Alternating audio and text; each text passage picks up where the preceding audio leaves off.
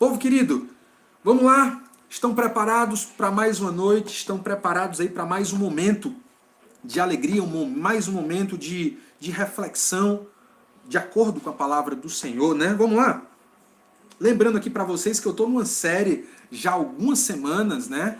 Tanto aos domingos, às 18 horas, e às quartas-feiras, a partir das 19 horas. Então tem gente que já me falou, pastor, não tenho condição de assistir quarta, mas eu sempre dou um jeito de assistir no outro dia. Pois já fica ligado que essas lives todas estão no canal Igreja Cristã Evangélica de Sobral no YouTube. Você vai lá no YouTube, tem tanto as minhas pregações quanto a do Isaac, viu? Sermões incríveis, dados nos domingos pela manhã, a partir das 8, tá certo? Incríveis, vá lá, confira os sermões aqui que você perdeu e os sermões também do querido Isaac, tá certo? O Denis comenta, sinto que está próximo o nosso reencontro. Será? Será? Deus sabe de todas as coisas, né, Denis? Deus é que sabe. A dona Rosário comenta aqui, ó, hoje retornam os cultos na nossa igreja, mas ainda não vou poder ir. Vou continuar assistindo as lives mesmo, tá bom, dona Rosário? Fique à vontade, tá bom? Graças a Deus tem sido de uma utilidade, né, de boa utilidade para a senhora esses tempos aqui, que Deus abençoe grandemente a sua vida, tá bom? Então, gente, estou aqui numa série chamada De Frente com Jesus. Muitas mensagens já foram aqui para conta, graças a Deus, uma experiência maravilhosa. E a última mensagem, o último sermão foi nessa quarta que passou. A partir das 19 horas eu preguei aqui um sermão. Quem lembra do sermão? Vamos lá, Tiziana! Vai, Tiziana, rápido! Bora, Gutenberg, Denis, me ajudem aí. Qual foi o sermão que eu preguei na última quarta-feira? Alguém se recorda? Comenta rápido aí que eu preciso dessa informação de vocês aqui. Quem lembra qual foi o último sermão? Quem lembra qual foi a última pregação? Me ajuda. Raquel Camusim já dá um tiro de meta aqui, um golaço de placa dizendo tarde demais. Aí colocou um ponto de exclamação. Errou, Raquel, errou! 9,5 para você, mas a Tiziana aqui chegou em segundo lugar, mas fez também aqui, ó, um gol de placa, né? Tarde demais. A diferença tá onde? Tá no ponto. A Raquel colocou ponto de exclamação, mas a Tiziana colocou ponto de interrogação. Exatamente, foi uma pergunta. Tarde demais. Minha gente, meus queridos, meus irmãos, meus amigos, entramos numa fase já nos preparando para uma despedida. Tratamos ali de um momento literalmente crucial, tá bom? Na morte do Senhor Jesus Cristo. E hoje a lógica, né, traz o quê? Traz algo que vem depois da crucificação. E quem já está ligado já sabe, a resposta é muito simples. Hoje nós vamos aqui para João, capítulo de número 20, versículo do número 24 até o versículo de número 31. Me acompanha. Se você tem Bíblia, abre a Bíblia. Eu estou lendo na Nova Versão Internacional. Se você não tem a NVI, sugiro para que você possa comprar. A Ana Paula dá boa noite aqui de frente com Jesus. Tarde demais. Perfeito, Ana Paula. Abraço para você. Abraço para o meu amigão Nogueirão. Tá certo? Então, se você tem Bíblia, abre, me acompanha aí em João, capítulo de número 20, verso de número 24 até o versículo de número 31. Não tem Bíblia? Tá na sala? Se lembra, bota o celular na opção não perturbe, para a negada não mandar mensagem no WhatsApp, não desconcentrar, o zzz do Instagram apitar aí. Então, fica focado, fica ligado, me acompanha até o final, tá bom? João 20, 24 a 31, me acompanha nessa leitura, por favor. Tomé, chamado Dídimo, um dos 12, não estava com os discípulos quando Jesus apareceu. Os outros discípulos lhe disseram, vimos o Senhor. Mas ele lhes disse, se eu não vir as marcas dos pregos nas suas mãos, não colocar o meu dedo onde estavam os pregos e não puser a minha mão no seu lado, não crerei. Uma semana mais tarde, os seus discípulos estavam outra vez ali. E Tomé com eles. Apesar de estarem trancadas as portas, Jesus entrou, pôs-se no meio deles e disse, paz seja com vocês. E Jesus disse a Tomé, coloque o seu dedo aqui, veja as minhas mãos, e estenda a mão e coloque no meu lado. Pare de duvidar e creia. Disse-lhe Tomé: Senhor meu e Deus meu. Então Jesus lhe disse: porque me viu, você creu? Felizes os que não viram e creram. Jesus realizou na presença dos seus discípulos muitos outros sinais miraculosos, mas não estão registrados neste livro. Mas estes foram registrados para que vocês creiam que Jesus é o Cristo, o Filho de Deus, e crendo, tenham vida em seu nome. Povo lindo, já oramos. Texto maravilhoso, leitura essencial, tá bom? Eu não podia passar nessa série aqui sem ler esse texto. E o título já está aí, no link que você recebeu. O link está dizendo o seguinte: cético demais. Aí sim, Raquel, com ponto de exclamação. Cético demais. Então vamos lá.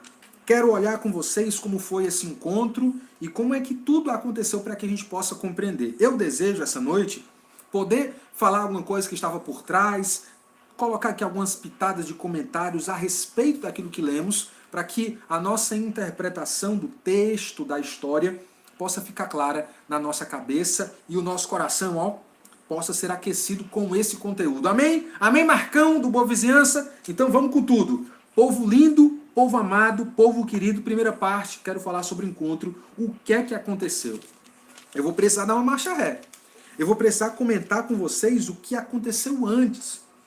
Nos é dito aqui, a partir do verso 19, que no cair da tarde do primeiro dia da semana, domingo, presta atenção, domingo, os discípulos estavam reunidos, mas reunidos às portas trancadas, com medo dos judeus, como nos é dito aqui na perspectiva, na análise, no relato de São João, o evangelista, o apóstolo. Mas mesmo eles estando reunidos com a porta trancada, com a porta fechada, Jesus entra, né? É muito legal, isso é muito interessante. Jesus entra e fala: paz seja com vocês. E tendo dito isso, mostrou-lhes as mãos e o lado.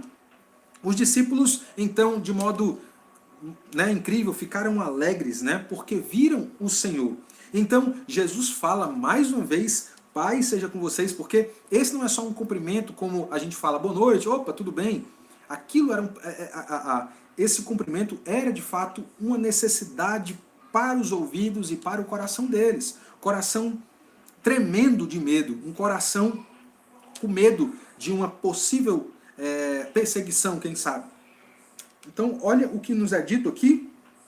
Jesus fala uma coisa maravilhosa: assim como o Pai me enviou, eu os envio. É a grande comissão no Evangelho de João, né? Então há algo maravilhoso aqui acontecendo. Ele, então, diz que eles vão receber o Espírito Santo e fala sobre o perdão. Se perdoarem os pecados de alguém, estarão perdoados. Se não perdoarem, não estarão perdoados. Jesus, só Ele, pode perdoar pecados. E Ele, se Ele não quiser, Ele também não perdoa pecados. É assim que funciona, porque Ele pode, né? Eu não posso não, mas Ele pode. Mostrando para os discípulos a grande importância do perdão na vida cristã, né, na nossa jornada, na nossa trajetória. Então isso acontece. Mas quando a gente lê do versículo 24, que é o texto de hoje, fala que Tomé não estava presente. Então preste atenção. Foi no domingo passado. E aí o texto nos diz que 8 dias depois acontece algo semelhante, parece uma cópia do que aconteceu. Eu acho isso incrível e meu amigo Gutenberg, vou dizer aqui para você, só isso já faria com que eu fizesse um comentário tão longo que eu não conseguiria pregar no tempo que eu gostaria se eu fosse comentar tudo, porque é profundo, é maravilhoso. Jesus ressuscitou, a cruz não conseguiu vencê-lo. Na quarta, vimos um suposto final de Jesus. Mas a gente sabe que ao longo da história, aquele não foi o final. Jesus ressurgiu. Houve aqui uma ressurreição e os discípulos estão aqui de portas trancadas. Ora bolas, né? Dá até vontade de rir. Porque o medo, minha gente, quando nos domina, nos faz pessoas até mesmo irracionais. Sabe por quê? Porque imagina só se uma perseguição vem, seja do Império Romano ou fosse ali dos judeus. Imagina só, né? Se durante uma perseguição eles que violentaram o corpo de Jesus sem dó, sem piedade. Imagine só, será que eles iriam diminuir a perseguição por causa de uma porta trancada? Fica imaginando então, Gutenberg. Ô, de casa, tem alguém aí? A gente quer perseguir e matar vocês. Ih, minha gente, tem ninguém em casa não, vamos embora. Eles arrombariam a porta. Então, porta trancada não adiantaria de nada. Mas aí é que tá. Os discípulos estão tremendo de medo. Mas dentro desse primeiro encontro, no domingo, houve ali uma grande comissão. Jesus os envia com autoridade e mostra que o Espírito Santo seria o essencial para que eles pudessem cumprir o ministério. No texto de hoje, começamos com o nome Tomé. Você sabe o que significa Tomé? Tomé era o nome deste cabra, né, deste apóstolo, em aramaico. Porque em grego ele era conhecido como Dídimo, não é dízimo, é Dídimo. Preste atenção. Você sabe o que significa Tomé ou Dídimo? Significa gêmeo. Já pensou um negócio desse? Pois é, e a pergunta é, gêmeo de quem, pastor Miguel? Eu não tenho a menor ideia.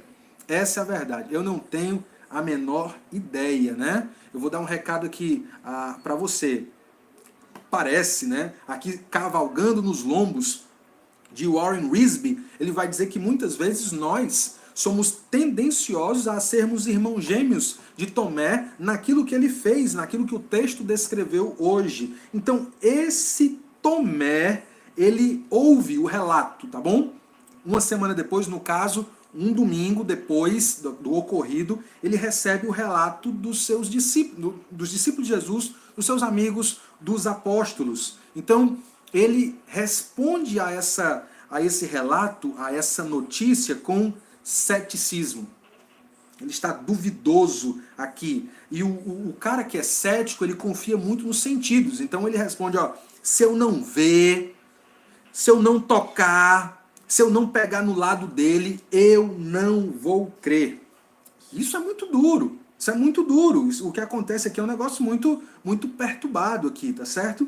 Só que a segunda coisa que a gente vê também no texto, a partir do versículo 26, é que, sabe o que acontece? Né? Um domingo depois ali acontece algo tremendo. No primeiro domingo, os discípulos falam, ouvem de Jesus, não sabemos quanto tempo depois, mas falam para Tomé e Tomé não crê. Uma semana depois, então a gente acredita, é de se compreender que foi no mesmo dia. Ouviram no domingo que viram que Jesus havia ressuscitado, falaram para Tomé. Tomé não acreditou. Um domingo depois, o outro domingo, Tomé agora estava também reunido com os discípulos, os apóstolos, e sabe o que acontece? Mais uma vez, as portas estão trancadas. Permitam-me fazer aqui um comentário. Medo sempre vai existir na nossa vida. O mundo é cruel, nem todas as pessoas são dignas de nossa confiança. As pessoas, elas são... nós somos maus, essa é a verdade. Não vou dizer as pessoas, nós, eu me incluo também nisso. Nós somos maus e somos capazes das piores coisas, talvez que a gente nem consiga imaginar. Nós somos capazes disso. Se não for o Senhor nos barrando, nos freando e até não permitindo com que a gente concretize aquilo que a gente deseja, nós estaremos em piores condições do que hoje. Então, graças a Deus, porque Ele nos freia. Então, olha só, os discípulos, mesmo sabendo que Jesus havia ressuscitado, ainda continuam com as portas trancadas. Ainda continuam com medo. Ainda continuam querendo esconder alguma coisa. Mas sabe o que é que acontece? Jesus não liga para portas trancadas. Eu já falei isso, mas volto a repetir. Sabe aquela história que você ouviu, que Jesus é educado e que se ele só vai entrar no seu coração se você deixar? É mentira, viu? Ele é dono de tudo nesse universo. Ele vai, ele vem e ele chega em qualquer lugar, porque ele de fato tem acesso a todos os lugares. E mais do que isso, ele está em todos os lugares. Porém, a presença, a intimidade do Senhor não pode ser limitada a um prédio e nenhuma porta pode deter. Aí é que tá, aí é que tá. Jesus não fica batendo lá fora esperando os discípulos abrir, ele simplesmente viola, e eu quero deixar essa palavra aqui registrada, Jesus viola os sentimentos e as vontades dos discípulos, mas por favor, não encare isso como algo ruim não, isso é coisa boa. Isso é coisa boa, porque se a nossa vida inteira dependesse daquilo que a gente quer, se tudo que a gente quisesse acontecesse, esse mundo estaria 1000 vezes pior do que ele está hoje, graças ao Senhor. Porque muitas vezes ele faz como uma mãe, como um pai, que dá ao filho aquilo que o filho não quer. Me lembro, inclusive, de uma história até boba, né, mas que muitos compartilham de um mesmo passado. Eu já tive bicho de pé. Quando eu era ali criança, quase entrando ali na adolescência, com 11 anos de idade, eu peguei um bicho de pé na praia e a minha tia, né, que já trabalhou muito na área da saúde, pegou lá todos os instrumentos para tirar esse bicho de pé. Gente, pense num grito, né? Pense numa dor e ela tirando onda com a minha cara. Agora imagina se a minha tia fizesse o que eu queria, ou seja, que ela não mexesse no meu pé. Eu teria aí consequências piores do que o procedimento que ela fez no meu pé. Isso é importante. Às vezes dói, às vezes a gente tem medo, mas o Senhor triunfa sobre tudo isso. Até houve alguém quem disse, não lembro quem, e disse que a coragem é o medo entregue diante da cruz. É o medo entregue diante de Deus. Isso é que é coragem. Olha só, Jesus chega e adentra visitando mais uma vez os seus discípulos, os seus apóstolos, e sabe o que acontece? Jesus, que aparentemente, e apenas aparentemente, não estava na cena, ao observando Tomé duvidando de tudo, sendo incrédulo, sabia. Porque o Senhor conhece todos os nossos pensamentos. Ele sabe o que você está pensando agora.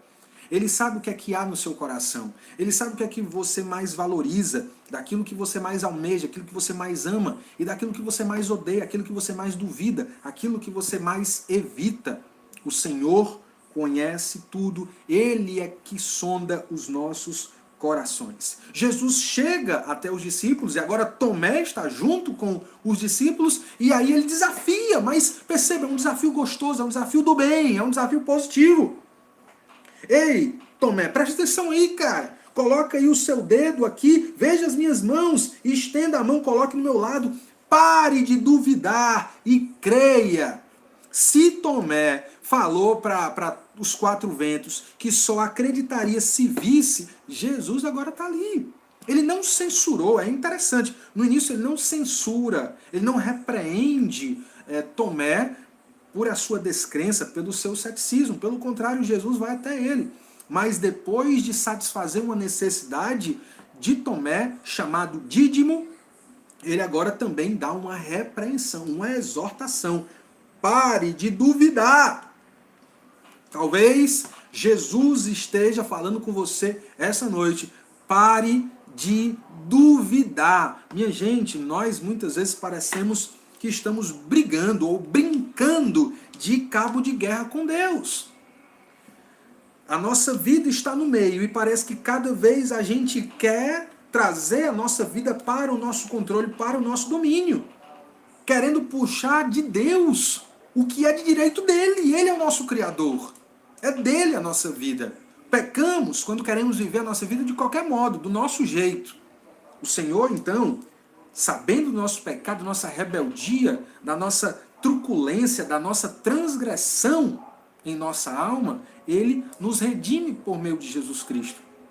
De modo que nós passamos a ser dele 2 vezes, como criaturas e agora como filhos, como alguém que ama o Senhor de todo o coração. Não ligue para o carro de som que está passando aqui. Se conecte comigo, tá bom? Então a ideia aqui, na hora que eu falei o carro para, né? Que coisa maravilhosa. O Senhor, então, não quer que a gente fique brincando de cabo de guerra. Quando a gente duvida, a gente está querendo entregar a Deus, talvez, prestação por prestação.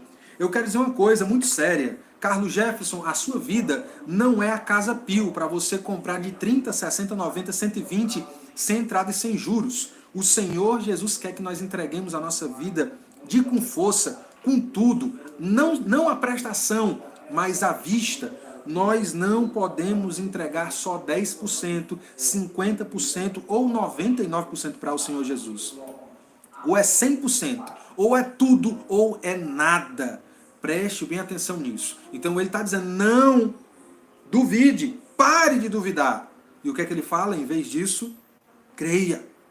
O Senhor está desafiando o querido Dídimo, mais conhecido por nós como Tomé, a confiar, a crer. Isso é importante. E sabe o que acontece? Jesus, depois de sua demonstração e do desafio que ele faz, Tomé, chamado Dídimo, tem ali um reconhecimento.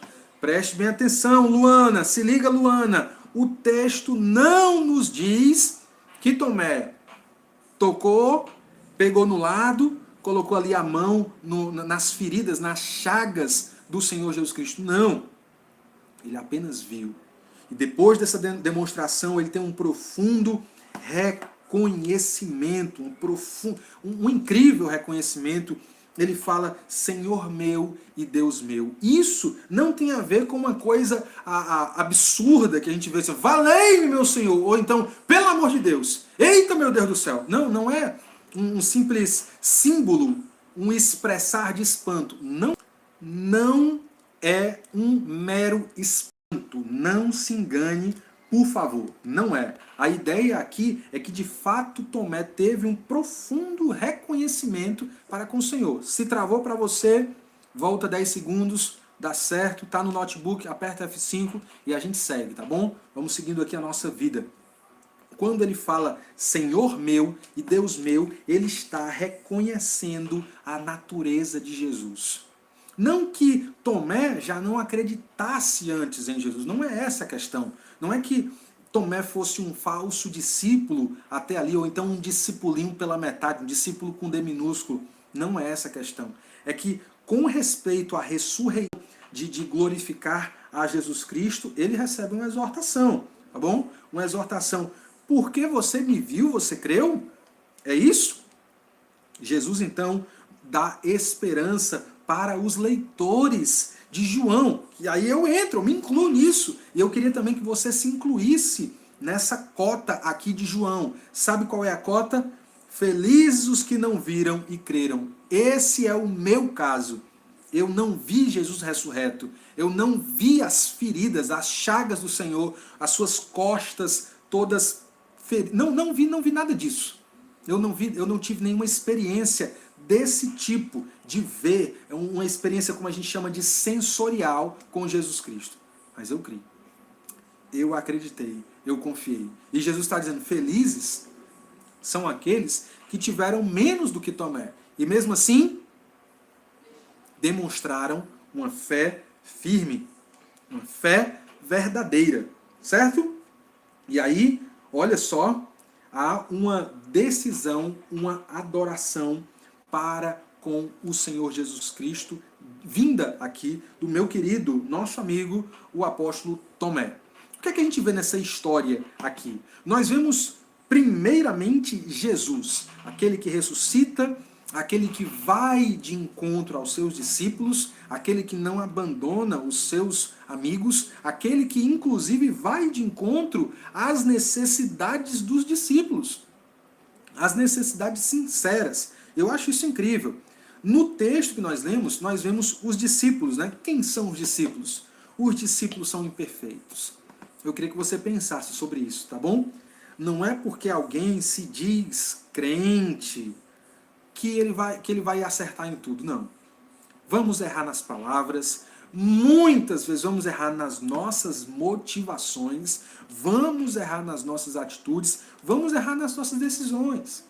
Vamos pecar contra Deus, vamos fazer o mal ao próximo e vamos nos entristecer por causa disso. Meus amigos, meus queridos, ser discípulo de Jesus não equivale a ser perfeito. Os discípulos também não são as pessoas mais corajosas do mundo. E não é pelo fato de você crer no Senhor Jesus Cristo que você vai ser a pessoa mais corajosa, assim, ó, da noite para o dia. Não, você não vai. A coragem tem a ver com maturidade. A coragem tem a ver com o quanto você confia.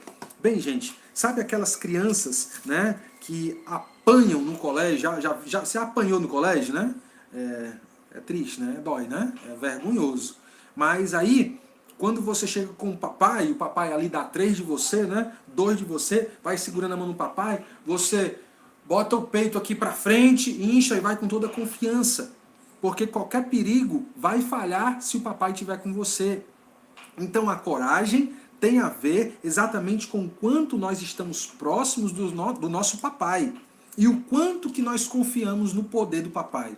De quanto nós conhecemos de como o amor do papai nos envolve e nos protege. Também com um exemplo de criança, as crianças que têm um pesadelo à noite, têm um sonho, se assustam à noite, vão correr para quem? Vão correr para o papai e para a mamãe, porque as crianças mais corajosas ficam apenas debaixo do lençol, não é isso? Debaixo do lençol. Então, quando a gente confia no papai, a gente corre até ele pedindo, clamando por segurança. E no colo do papai, no abraço do papai, na presença do papai, a gente consegue dormir sossegado. Então não ache que ser discípulo de Jesus faz de você o cabra mais corajoso. Eu já chorei de medo muitas vezes por muitas situações. E não é vergonha.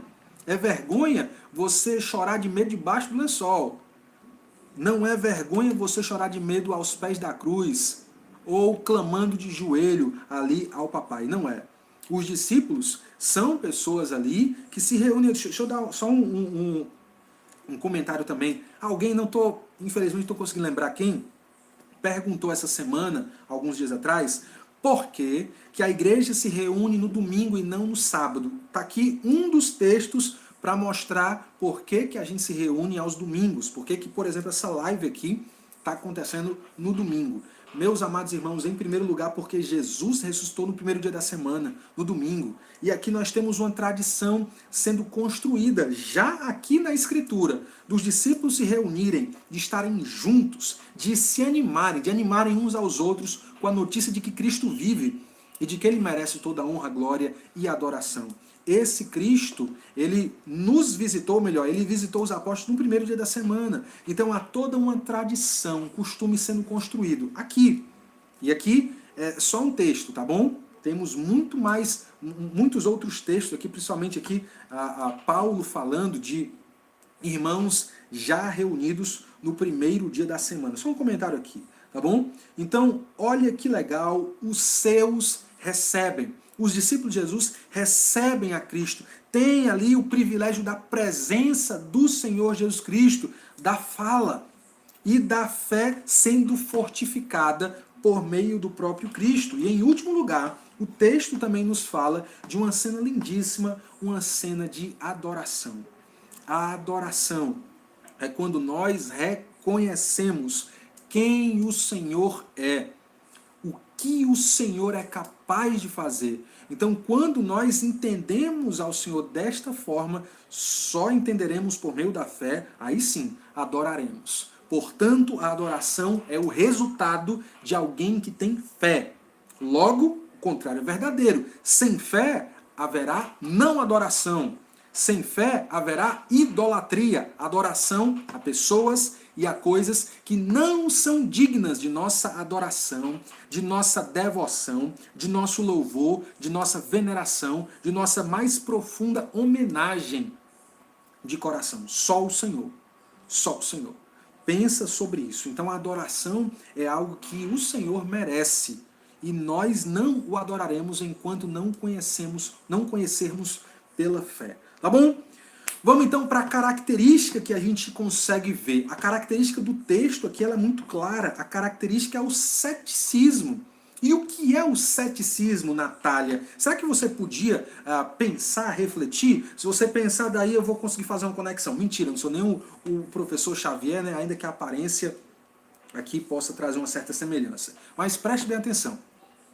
O ceticismo é uma disposição do coração para duvidar de tudo. O ceticismo é uma disposição de alma para duvidar, para descrer. E eu digo mais, o ceticismo também, ele é um receio, não é isso? Ele faz com que a gente bloqueie a nossa mente, bloqueie o nosso coração para algumas coisas. Esse é o ceticismo. Agora, preste bem atenção. Hoje, nós temos aqui ainda, né, uma dúvida, um receio, né? O mundo mostra isso. Sempre há uma pitada de dúvida e receio para com a religião. E também é pertinente uma pergunta, faz-se necessário uma pergunta aqui. Qual o lugar da religião para o mundo? Para o mundo, a religião ela não é algo que se, como é que eu poderia dizer, que se fundamenta, que se baseia em fatos. Não é.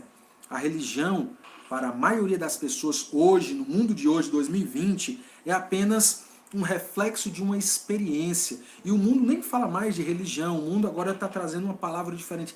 Espiritualidade, tá bom? E também não estou condenando essa palavra, não. Mas essa questão da religiosidade, da espiritualidade ou do misticismo, como eu já falei aí há um domingo atrás, do sabido demais, do meu querido mestre da lei, que não estava dentro, né? Não estava dentro, mas também não estava longe do reino, é sobre aquilo que eu também comentei, mas que eu volto a comentar hoje. A Vivi até comentou comigo que tem refletido muito sobre essa questão. Para o mundo, a religião tem a ver apenas com experiência, com bem-estar, com aquilo que a gente acredita e que não necessariamente precisa ser verdadeiro ou não. Se o mundo compreende a religião dessa forma, qual o espaço da religião no aspecto público, né? Para o mundo é muito natural, a religião está também no campo público, e talvez você esteja se admirando, né? Pois é, para o mundo é normal, só não é normal o cristianismo. Não é legal isso, né? Legal sim, legal para não falar o contrário, na verdade, é terrível.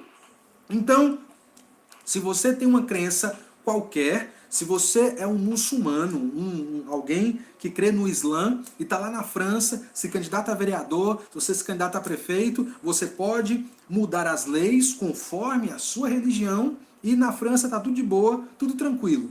Né? E isso tem acontecido de modo massivo na Europa. Agora, se você é crente, e aí se você é cristão, se você acredita nesse Jesus Cristo, o Filho de Deus ressurreto, então você, por favor, guarde a sua opinião apenas para você. Porque para o mundo, o nosso cristianismo só funciona, se é que funciona, no nosso quarto. Para falar bonito, na esfera privada, né? Não na esfera pública. Coitados, vocês miseráveis universitários, que não podem dar opinião porque são cristãos. Na cadeira de ética na faculdade, eles muitas vezes, professores usam ali, agindo de má fé, vomitando as suas crenças, cutucando o cristianismo, e ai de você se falar alguma coisa. Ai de você. Então este mundo, ele é cético não para com a religião. Este mundo é cético para com o cristianismo.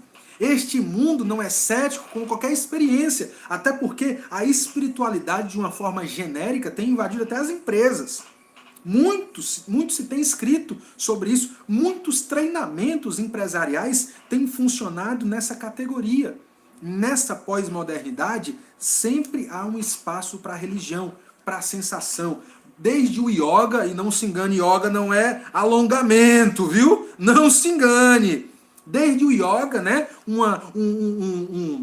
Como é que eu posso dizer? Um hinduísmo bem, né? Bem fraquinho, bem kisuke, né? Um hinduísmo bem kisuke, até algo muito mais escrachado. E se você tem ódio a Deus, se você é um ateu de quinta categoria, você pode sim dar a sua opinião. Se você é de qualquer outro tipo de filosofia ou religião, você pode também dar o seu palpite. Mas os pastores, os crentes estão aqui colocando uma mordaça. Há uma perseguição intelectual. O mundo tem se tornado cada vez mais hostil à fé cristã. O ceticismo, então, do mundo é um ceticismo para calar a nossa boca. Desde que nós nos contentemos em sermos crentes e ficarmos na nossa. Porque quando nós quisermos falar, o mundo vai julgar esse tipo de atitude como proselitismo ditatorial. Ou seja, você forçando o outro a ter a mesma fé. Mas eles fazem isso direto conosco. Direto conosco. Né?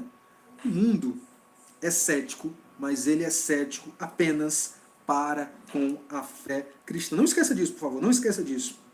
Então, Deixe-me dar um comentário ainda para piorar e para refrescar sua reflexão, Vivi. O ceticismo é inevitável.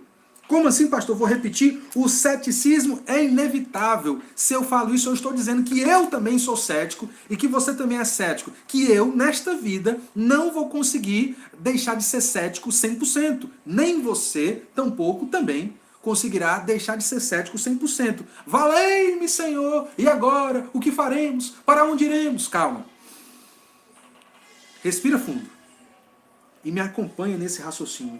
O nosso ceticismo, neste mundo cruel, é necessário.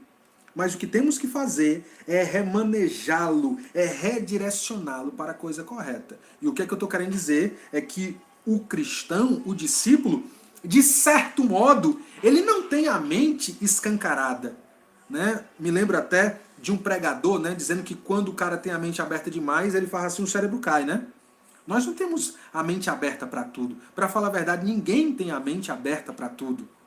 Nós retemos só algumas coisas. Porque nós queremos reter só algumas coisas. Porque nós só conseguimos, por capacidade humana, reter algumas coisas. Então, nós precisamos redirecionar o ceticismo. E aí sim, deixa eu ver aqui, um livrinho maravilhoso. Eu acho que alguns já leram, a Ana Paula já leu e muitos outros. Esse livrinho aqui, ó, Subtraído Meu Pai, né? Tem até a assinatura dele aqui, olha só. Papai, quando o pai ver essa live, eu vou dizer, tá aqui, pai, ó, sua assinatura, dá pra ver aqui, ó, sua assinatura. Pois é, papai, furtei seu livro. Livro Mais Que um Carpinteiro, fininho, tá vendo, ó? De Josh McDowell, editora Betânia. Muito legal. O Josh McDowell, ele vai falar muito sobre como ele mesmo era um cético, como ele mesmo não acreditava em nada, mas que quando foi pesquisar a Bíblia, pesquisar documentos históricos para provar que o cristianismo era tudo balela, mentira, este homem, quanto mais pesquisou, mais perseguia, aí, quanto mais ele odiava o cristianismo, mais ele foi convencido do contrário. Convencido sim de que o cristianismo se fundamenta numa verdade que é Cristo. E ele dedica aqui esse livro, né? Um livro que primeiramente foi escrito para combater o cristianismo, depois foi escrito para convencer, para testificar de que o cristianismo é verdade. Inclusive tem um dos capítulos que ele fala sobre a ressurreição. Muito legal esse livro, muito bacana. Algumas pessoas aqui já leram. E o que eu estou querendo dizer é que uma vez que este homem era cético para com o cristianismo, ele se tornou cético para que aquilo que ele falava, com aquilo que ele pensava, com aquilo que o mundo dizia. Então eu quero te encorajar, continue cético, mas continue cético com as mentiras do mundo. Quando eu me lembro, né, de uma vez, né, que saiu o filme, né, O Código da Vinci, aí todo mundo começou a ler Dan Brown, os livros grossões, lendo Dan Brown e conversando. Não, Jesus depois de ressurreto casou com Maria Madalena e foi para a Índia, essa é a verdade. E eu ria disso.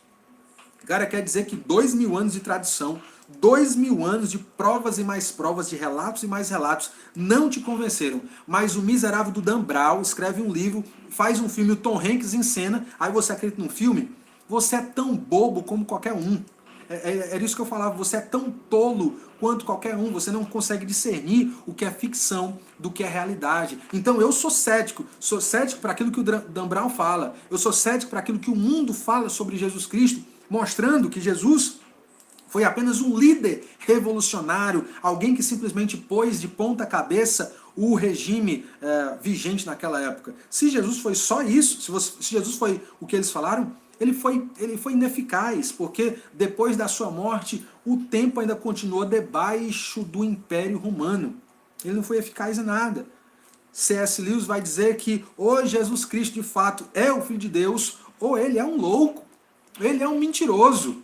Ele é alguém que não merece a nossa confiança, porque ele não pode ser um líder de verdade, um líder da verdade, se ele mesmo não pregou a verdade. Ele não é exemplo de coisa nenhuma, ele foi um enganador, mas isso não é o que nós cremos. A verdade é que Cristo é de fato Filho de Deus, é nisso que eu creio, e eu descreio em tudo que for contra essa verdade. Eu continuarei cético para tudo o que falarem contrário a essa verdade posta aqui, tá bom? O desafio, portanto, é vencido. O ceticismo ele é desafiado e vencido pelo Evangelho.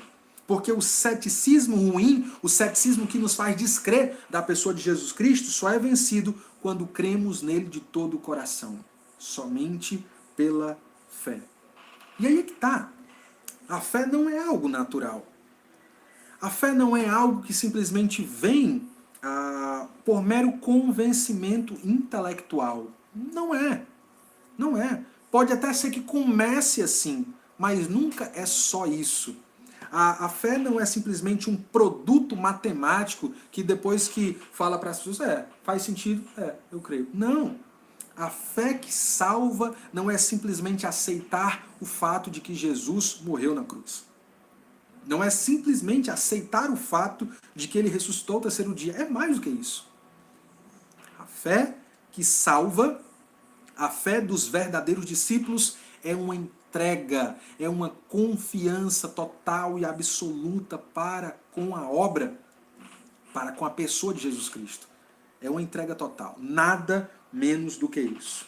Chego ao fim da minha fala, dando aqui uma palavra aos céticos que me ouvem, os céticos de plantão aí, tá bom? Preste bem atenção no que eu tenho para falar com você, porque eu quero falar com todo amor, com todo carinho, com toda humildade. E a minha fala, ela é regada por oração, tanto minha, quanto de muitos de vocês aqui que têm me acompanhado. Então, por favor, escute o que eu tenho para lhe dizer ainda. O seu ceticismo pode ganhar força por meio das suas amizades e por meio das suas referências. O que eu estou dizendo é, dependendo de quem você está andando, o seu ceticismo pode ficar ainda mais forte. Dependendo das suas referências, dos seus ídolos, de quem você é fã, de quem você segue, de quem você é devoto, você pode ter um ceticismo ainda maior. Mas o contrário disso também é verdadeiro. Se você anda, se você valoriza amigos que creem na verdade, que creem no Evangelho de Jesus Cristo, a sua fé ela pode ser encorajada. Se você tem como referência pessoas que amam a Jesus e que creem nele de fato, você pode se tornar alguém também mais encorajado a crer nisso. E eu estou falando isso, minha querida Oséládia, porque Tomé, depois da morte de Jesus Cristo, o seu mestre... Gente, por favor, minha conclusão aqui não é tola. É de se esperar, é de se concluir que ele estava triste. Óbvio que ele estava triste. Mas em momento de dificuldade, em momento de tristeza, muitas vezes temos uma tendência de ficar longe das pessoas. Temos que fazer o inverso. Quando estivermos tristes, Munique, Borocochô, temos que ficar perto de pessoas que amam a Jesus, que estão em contato com Jesus. Porque são esses nossos amigos que podem nos ajudar a compreender e a crer na verdade de um modo mais adequado. Então, amizades podem te atrapalhar e amizades podem te ajudar. Mas lembre-se, o responsável final sempre será você. Eles influenciam. Você decide. Jesus, uma segunda coisa que eu quero compartilhar a todos os céticos que me ouvem aqui, Jesus realmente ressuscitou. Preste bem atenção nisso. Não foi apenas uma experiência com um ou com outro, né? Às vezes você já perdeu algum parente, até alguns aqui na nossa igreja já passaram por isso, perderam um parente, 2, 3 dias depois sonham com um parente. Aí o parente no sonho diz, tá tudo bem, cuide do José, cuide do Francisco, eu estou num lugar melhor. Muita gente já passou por isso, muita gente já sonhou com gente morta. Eu já tive inúmeros sonhos com gente morta e nos meus sonhos sempre eu acredito que essas pessoas estão vivas, né? Eu ainda preciso, Natália, me converter nos meus sonhos, né? Os meus sonhos ainda acreditam em assombração. Muita gente, uma dica para você, a ressurreição de Jesus não foi uma experiência assim.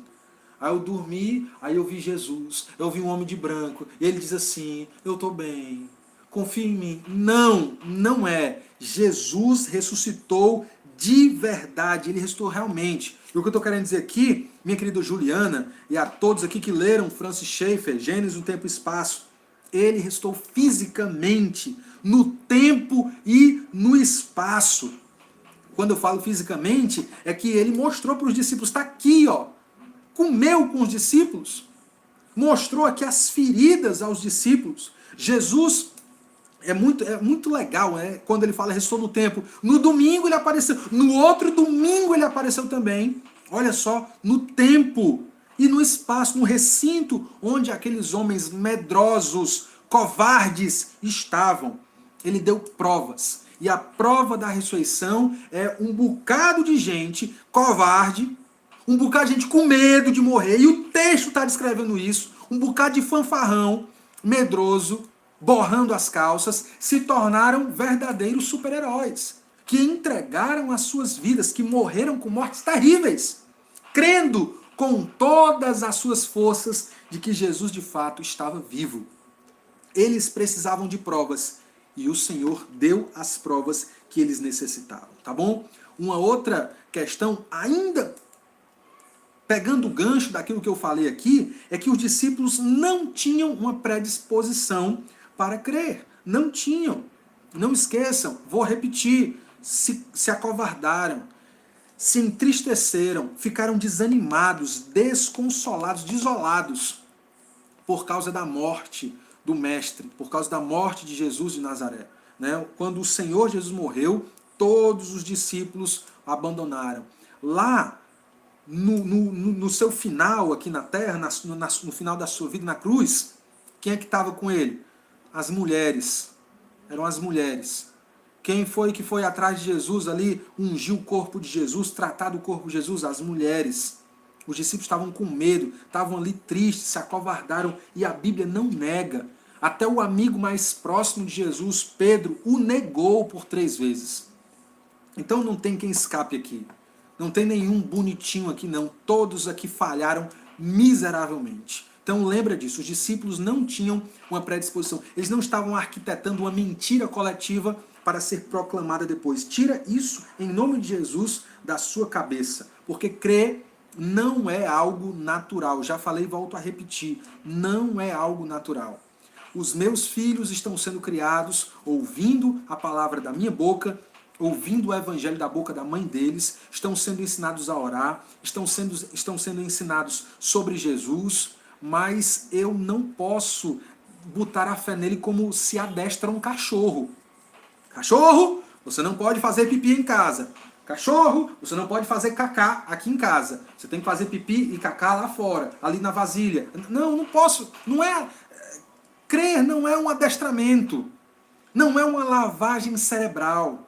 É algo sobrenatural. Eu posso incentivar meus filhos. Eu posso encorajá-los. Eu posso fazer o que é possível. Mas essa fé verdadeira, ela é sobrenatural. Então está além daquilo que eu posso fazer. Está além daquilo que a Milka, minha esposa e mãe dos meus filhos, pode realizar, tá bom? A gente só pode falar, amar, orar, abraçar.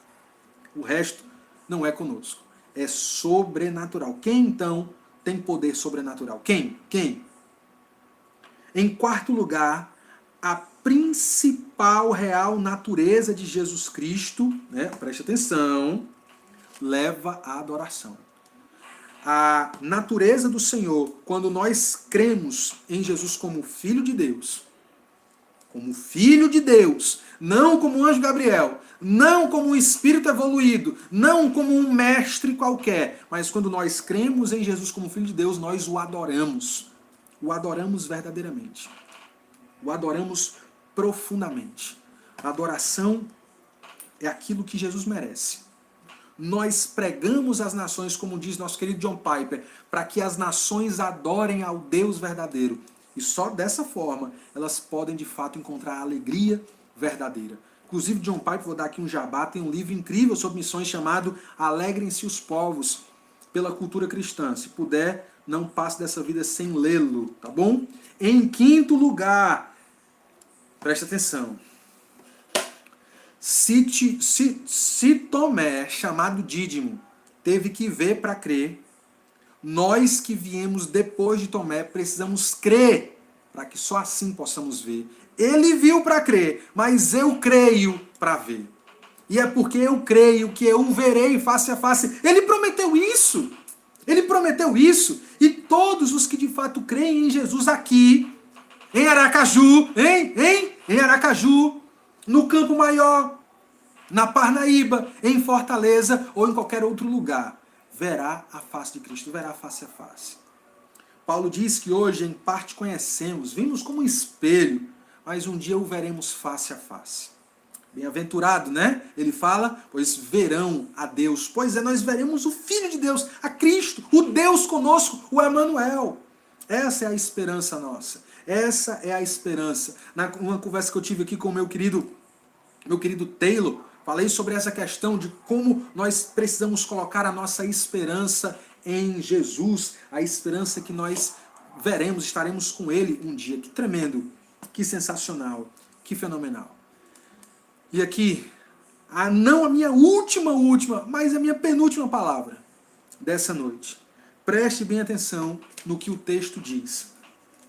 Jesus realizou, na presença de seus discípulos, muitos outros sinais miraculosos, que não estão registrados nesse livro. Mas estes foram escritos para que vocês creiam que Jesus é o Cristo, o Filho de Deus, e crendo, tenham vida em seu nome. O evangelista João, o apóstolo João, ou se você preferir, São João, escreveu apenas sobre alguns milagres de Jesus. 7 milagres. Nos evangelhos todos, Mateus, Marcos, Lucas e João, não tem nem 40 milagres. Poucos. Ele diz que Jesus fez muito mais. Mas esses milagres que estão descritos no evangelho de João, existe como uma finalidade, para que eu e para que você possam crer que Jesus é o Cristo, o Filho de Deus. Tomé teve essa experiência através do grande milagre da ressurreição. Quando ele experimentou o grande milagre da ressurreição de Cristo, ele creu em Jesus Cristo como um Filho de Deus de uma forma muito mais profunda, muito mais bela, muito mais bonita do que ele cria antes. A fé dele cresceu, ela se aperfeiçoou por meio dessa experiência da ressurreição. Eu e você podemos ter a oportunidade de crer em Jesus Cristo, e essa, de fato, é a coisa mais importante da nossa vida, mais do que saúde, mais do que proteção, mais do que felicidade familiar, mais do que um bom emprego, mais do que qualquer outra coisa. A crença, a fé em Jesus Cristo é a coisa mais importante que precisamos ter nessa nossa vida. E uma vez que a fé verdadeira está em nosso coração, temos vida. Vida em seu nome. Que vida é essa? Vida eterna. Vida com Deus, vida de proximidade, de intimidade, de amor com o próprio Senhor. Que lindo! Portanto, o que eu quero dizer para você é que você não deixe o ceticismo lhe vencer. Eu quero lhe encorajar, os céticos que me ouvem, faça uma oração humilde. Senhor, me ajude a crer, eu não consigo. Senhor, me ajude na minha falta de fé.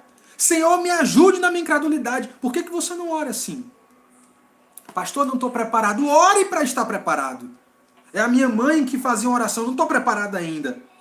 Quando Jesus tocar no meu coração, eu vou. Eu quero lhe indicar, por que você não pede ao Senhor para Ele tocar no seu coração? Os que conhecem a história devem estar rindo agora, né? Por que você não ora? Senhor, toca meu coração. Senhor, ainda tenho muitas dúvidas. Senhor, ainda há uma tempestade muito grande de ideias confusas. Na minha mente, no meu coração. Senhor, faz cessar isso. Me dá aquilo que eu preciso. Porque eu digo para você, Jesus dá aos seus eleitos aquilo que eles necessitam para crer. Porque a fé não é um exercício de autodisciplina. A fé é um presente, é uma dádiva, é um dom que vem de Deus. Mas a incredulidade é responsabilidade sua. Você será culpado por uma vida dominada, marcada e vencida pelo ceticismo. Quem não crê, nunca verá a glória de Deus. Quem não crê, nunca saberá por experiência própria o que é a vida eterna. Se você deixar o seu ceticismo lhe levar para o túmulo, certamente você nunca vai ver o Salvador, nem ver o reino. E o seu final será o pior possível. É por isso que eu estou aqui, para lhe alertar. É por isso que Jesus teve que vir, para nos alertar e nos mostrar o caminho, pela sua maravilhosa luz, de que Ele, de fato, é o caminho, a verdade e a vida. E não há salvação em nenhum outro, senão por meio de Jesus Cristo. Clame por Ele, creia nele, porque essa é a sua atividade, é a sua tarefa mais difícil. Vamos orar? Eu estou feliz. O Denis comentou aqui que em pouco tempo os cultos vão voltar. Será? Gente, pode ter certeza. Quando liberarem e a gente voltar com os cultos, vão ter 3, 4 cultos. 2 cultos com Isaac, 2 cultos comigo. Tá bom? Para que a gente possa alcançar todos que puderem se fazer presente. Então ore por isso e estejamos todos preparados. Quando voltarmos, não é hora de voltarmos borocochô. Não é hora de colocarmos uma fé tímida, trancados. É uma fé vitoriosa, porque cremos no Jesus que ressuscitou. Amém? Ore comigo, por favor. Senhor, obrigado por essa palavra. Obrigado por esse tempo. Que o Senhor nos abençoe. Que o Senhor faça com que cada cético possa ter aqui o Evangelho vencendo o seu ceticismo. Ó Deus, aos que creem, fortifica a nossa fé e nos dá uma adoração mais profunda, mais verdadeira e apaixonada, como Dídimo, o nosso querido Tomé, teve. Abençoa com que possamos nos encher da Tua palavra hoje cada vez mais. E que esse link alcance mais e mais vidas, para que o nome de Cristo seja glorificado. É em nome dele que nós oramos. Amém